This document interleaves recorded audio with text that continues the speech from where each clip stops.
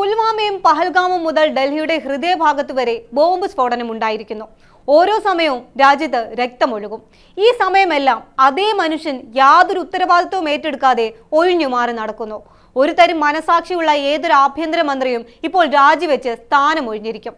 പശ്ചാത്താപവും ഉത്തരവാദിത്വവും ഈ ഭരണകൂടത്തിന് അന്യമായിരിക്കുന്നു. ഓൾ ഇന്ത്യ തൃണമൂൽ കോൺഗ്രസ് എക്സിൽ പോസ്റ്റ് ചെയ്തതാണ് ഈ കുറിപ്പ്. ഡൽഹിയെ ഞെട്ടിച്ച് കഴിഞ്ഞ ദിവസം ചെങ്കോട്ടയ്ക്ക് സമീപമുണ്ടായ സ്ഫോടനം ദേശീയ സുരക്ഷയുടെ കാര്യത്തിൽ വലിയ ചോദ്യങ്ങളാണ് ഉയർത്തുന്നത്.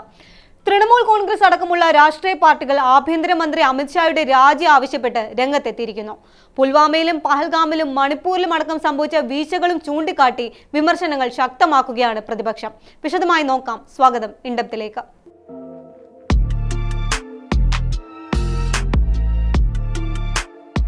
15 വർഷങ്ങൾക്ക് ശേഷമാണ് വീണ്ടും ഒരു സ്ഫോടനം ഡൽഹിയെ നടുക്കുന്നത്.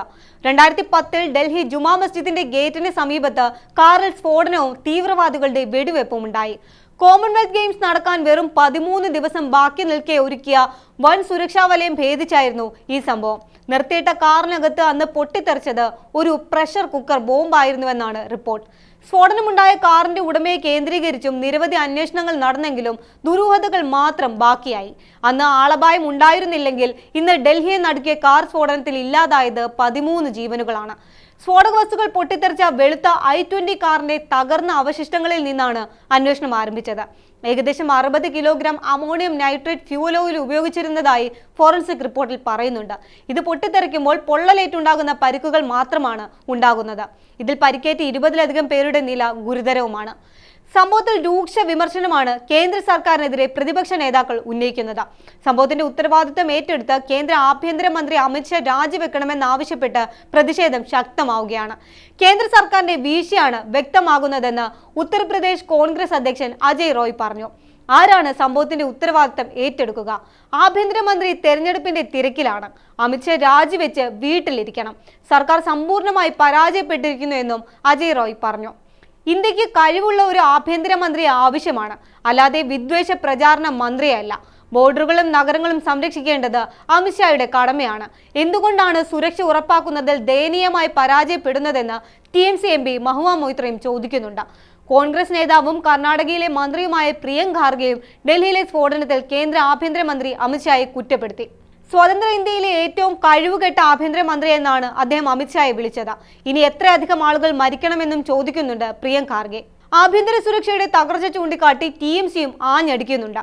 BJP ഭരണത്തിലെ തുടർച്ചയായ ദേശീയ സുരക്ഷാ പരാജയങ്ങൾ ചൂണ്ടിക്കാട്ടി ഉത്തരവാദിത്തം ഏറ്റെടുത്ത് സ്ഥാനമൊഴിയണമെന്ന ആവശ്യവും ശക്തമാവുകയാണ്. എക്സിൽ അമിത്ഷാ റിസൈൻ എന്ന ഹാഷ്ടാഗും ഇപ്പോൾ ട്രെൻഡിംഗ് ആണ്.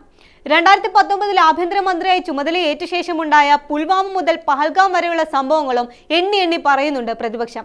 പുൽവാമയ്ക്ക് ശേഷം കാശ്മീരിലെ ഭീകരവാദത്തിനെതിരെ കർശന നടപടികൾ സ്വീകരിച്ചുവെന്നാണ് കേന്ദ്രം വാഗ്ദാനം ചെയ്തത്. എന്നാൽ ആക്രമണം നടത്തിയവർ ഡൽഹിയിലേക്ക് എത്തുന്നത് എങ്ങനെയാണ് എന്ന് ചോദിക്കുന്നുണ്ട് പ്രതിപക്ഷം.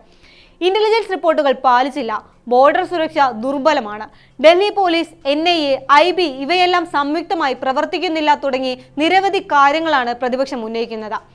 അമിത്ഷായ്ക്കെതിരെ നടപടി സ്വീകരിക്കാൻ പ്രധാനമന്ത്രി നരേന്ദ്രമോദി എന്തിനാണ് ഭയക്കുന്നതെന്നും നടപടി സ്വീകരിച്ചാൽ ഗുജറാത്തിലെ രഹസ്യങ്ങൾ പുറത്തുവരുമെന്ന ആശങ്കയാണോ എന്നും പ്രിയങ്ക് ഖാർഗെ ചോദിക്കുന്നു.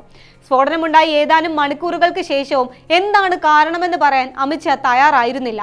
എല്ലാ വശങ്ങളും പരിശോധിച്ചു വരികയാണ് എന്ന് മാത്രമാണ് ആദ്യത്തെ പ്രതികരണത്തിൽ അദ്ദേഹം പറഞ്ഞത്.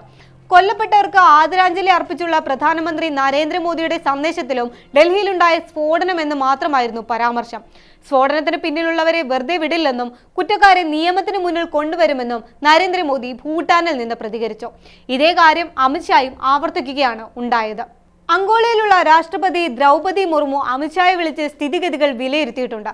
സ്ഫോടനത്തിന് പിന്നാലെ രാജ്യ തലസ്ഥാനത്തും വിവിധയിടങ്ങളിലും ഏർപ്പെടുത്തിയ സുരക്ഷാ ക്രമീകരണങ്ങളെക്കുറിച്ച് അമിത്ഷാ രാഷ്ട്രപതിയെ അറിയിച്ചു. സ്ഫോടന കേസ് നിലവിൽ NIA ഏറ്റെടുത്തിട്ടുണ്ട്. എന്തുകൊണ്ട് ആക്രമണം തടയാൻ കഴിഞ്ഞില്ല എന്ന ചോദ്യത്തിന് മാത്രം ഉത്തരമില്ല. സുരക്ഷയ്ക്ക് പകരം രാഷ്ട്രീയത്തിനാണ് മുൻഗണന നൽകുന്നതെന്നും പ്രതിപക്ഷം കുറ്റപ്പെടുത്തുന്നുണ്ട്. എന്നാൽ പ്രതിപക്ഷ ആരോപണങ്ങളെ രാഷ്ട്രീയവൽക്കരണം എന്ന് ചൂണ്ടിക്കാട്ടി തള്ളിക്കളയുകയാണ് BJP. ഒരു ദുരന്തത്തെ പ്രതിപക്ഷം രാഷ്ട്രീയ നേട്ടത്തിനായി ഉപയോഗിക്കുകയാണെന്ന് BJP IT സെൽ മേധാവി അമിത് മാളവ്യ പ്രതികരിച്ചു. പ്രധാനമന്ത്രി രാജ്യത്തിനൊപ്പം നിൽക്കുന്നു, രാഹുൽ ഗാന്ധി എവിടെയാണ് എന്നും ചോദിക്കുന്നുണ്ട് അമിത് മാളവ്യ. അമിത്ഷായുടെ നേതൃത്വത്തിൽ ആർട്ടിക്കിൾ 370 റദ്ദാക്കിയതും നക്സൽ ആക്രമണങ്ങൾ കുറച്ചതും ചൂണ്ടിക്കാട്ടി കോൺഗ്രസ് പഴയ പ്രശ്നങ്ങൾ ശുദ്ധീകരിക്കാൻ ശ്രമിക്കുകയാണെന്നാണ് BJPയുടെ വാദം. മുംബൈ ആക്രമണത്തിന് ശേഷം അന്നത്തെ ആഭ്യന്തരമന്ത്രി ശിവരാജ് പാട്ടീൽ ചെയ്തതുപോലെ അമിത്ഷായും രാജിവെച്ചൊഴിയണമെന്ന ആവശ്യവും ഇതോടെ ശക്തമാവുകയാണ്.